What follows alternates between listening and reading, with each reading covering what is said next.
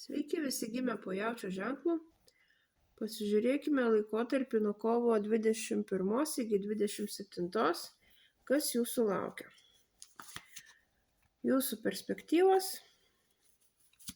ko vengti ir patarimas jums.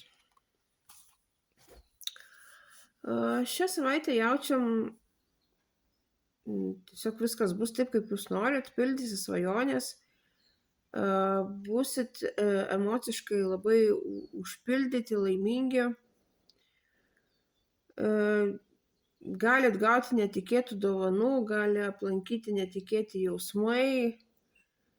Žodžiu, viskas bus taip, kaip jūs norit. Šią savaitę niekur neskubėkit. Pasitikėjimas savim yra gerai, bet per didelis pasitikėjimas savim šią savaitę gali jums pakišti koją jūsų reikaluose, taip kad niekur neskubėkit. Ir sugebėkite laiku sustoti. Šią savaitę jums reiks daugiau atkreipti dėmesį į savikontrolę. Ir patarimas jums, emocionali savaitė, bet jūsų užduotis šiuo laikotarpiu bus nepasiduoti pernelyg dideliam jausmingumui.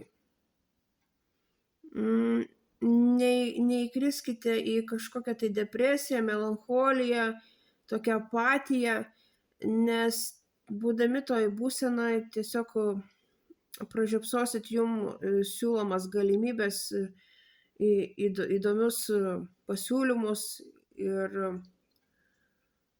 gerus šansus.